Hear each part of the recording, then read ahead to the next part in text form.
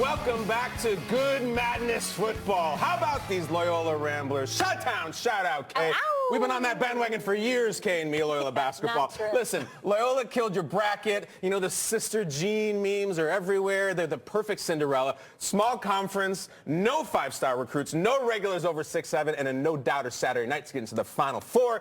Ramble on. So that got us to thinking, as it often does, who's a team in the NFL that could wear that slipper next season? Shock the world out of nowhere. Who's George Mason? Who's Virginia Commonwealth? What 2018 team could be 1986 LSU? Let's each pick. And let's start with our shooting guard, 6'3", out of Nevada, Reno, Nathaniel Eugene Burleson. Man, you gave me 2 extra inches. Yeah, I appreciate that. It seems like big in stats. That's the high school stats, right? You're Oh, man. A little bit taller than what you really are. I dig. All right, so here's the thing. We know about Loyola Chicago, and they beat my Nevada Wolfpack. So I started thinking about synergy and trying to make all these things happen together and make sense.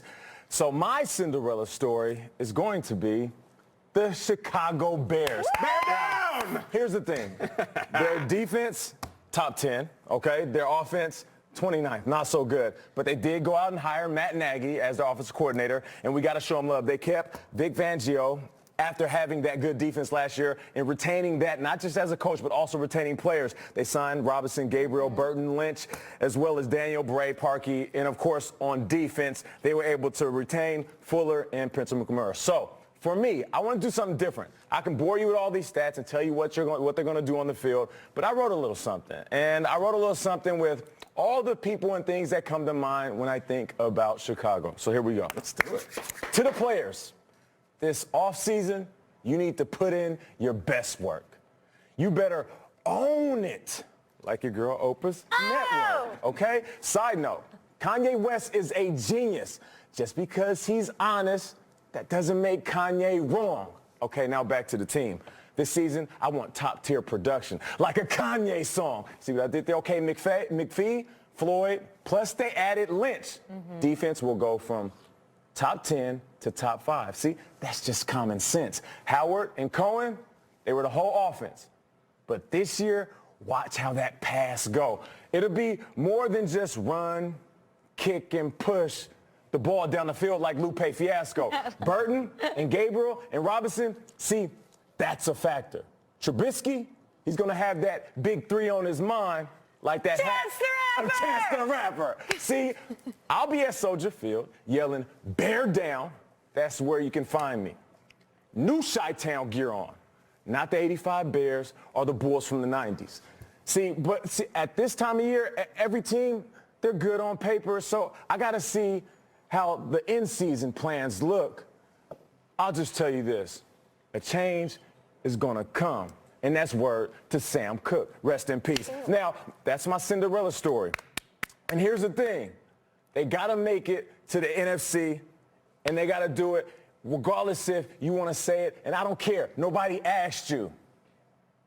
I'm going to just end it like this. You'll make it to the NFC Championship game. Bears, just don't drop that glass shoe. That's it. Onions!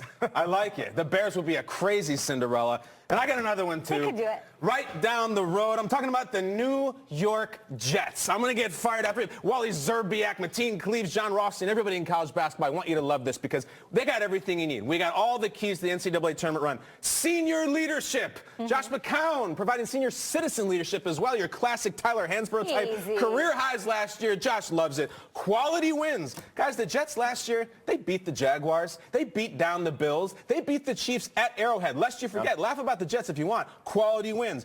Diaper dandies. We're talking about the young guys, one of the youngest teams in football, your classic Mike Bibby type. Deep bench. How about the Jets go and get a quarterback this year? Let's say Josh McCown starts the season, gets them to a nice 5-3, and they say, Josh, we think the kid's ready. Ring up Josh Rosen from the bench. Josh comes in for Josh. There's your bench. High-profile transfers. You need those in the NCAA. Trumaine Johnson to play the corner. Terrell Pryor to come for cheap with something to prove. I love those.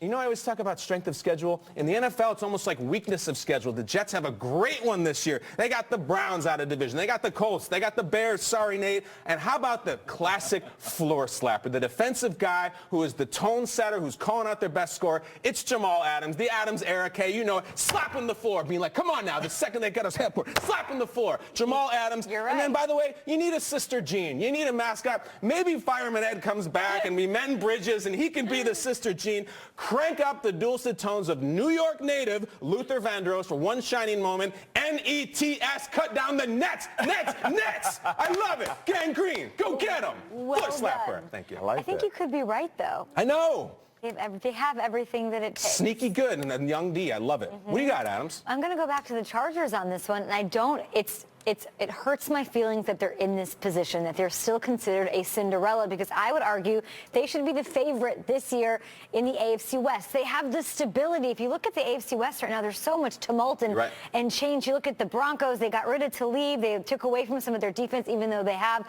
Case Keenum there. You look at the Chiefs, I don't know what they're doing on defense, chipping away their best corner, and they have no more Alex Smith, who's the guy who, say what you want, got them to the playoffs. And then you look at the Raiders, Gruden's there, great. They signed Jordan, they get rid of Michael Crabtree. There's just so much turnover, and I don't know what they're doing on defense. So then you look at the Chargers, who perennially are hated on and disrespected, and they have stability. They have a quarterback named Phillip Rivers who's playing some of his best football right now, and he's never missed a game since he took over as the starter in 2006. Both sides of the ball are complete and balanced. I mean, and they don't get respect. You look at, they're all top 5 in everything. Rivers, top 5 in passing last year. Melvin Gordon, top 5 in scrimmage yards. Keenan Allen in the second half of the season led the league in receiving. When he's healthy, he's dominant. You have an all-pro corner in Casey Hayward. Bosa and Ingram both had double-digit sacks. Melvin Ingram gets no respect. I mean, Joey Bosa on our show does, but beyond that really doesn't. All of these guys are top 5 at their position, some of the best in the actual league. And so I think because they started 0-4 last year, they finished 9-7. They won 6 of their last 7 games. I wanted them to be in the playoffs because they were on such a heater. I think that it translates. They didn't add any huge blockbuster people in free agency, but they polished. They got better at certain situations. They added to the offensive line to help protect Phillip Rivers, to help them win right now.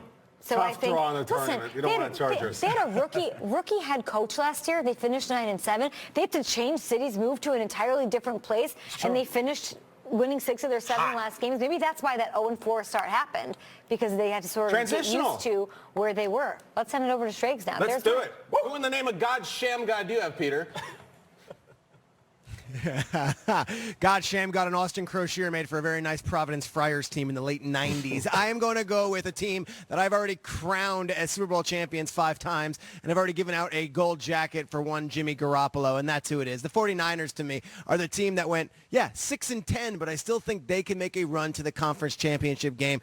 They have their quarterback in place with Garoppolo, and they added great pieces. Jerick McKinnon is going to be the 4th highest paid running back in all of football, and just wait until you see how Kyle Shanahan uses him in that offense. Weston Richburg is a serviceable center they got from the Giants, and they add Richard Sherman as well. So I look at the 49ers team, and the hype is out of control. This is the Cinderella team that everyone in the office, including the guy in the accounting department, the marketing department, and everyone at the water cooler is circling. That's the team. And Kyle, aside from Sister Jean, I've never seen you so excited about a person as you are with Richard Sherman being on the 49ers. So all of these things are in play. I am going with the 49ers as your Cinderella team in the NFL next year, going from 6-10 straight to the conference championship. I think it's very possible, and they could wear those Hogwarts, Gryffindor, whatever those outfits are that Loyola Chicago's wearing these year with that color scheme. Very nice. Look at very you, Harry Peter. Potter. He sees Black Panther, and all of a sudden he's the wizard of all, How about that, all right? Marvel That's right. things. All right, great stuff man. from Peter Straights out there. Coming up, guys, Josh Colonizer. Josh McDaniels decided not to leave New England.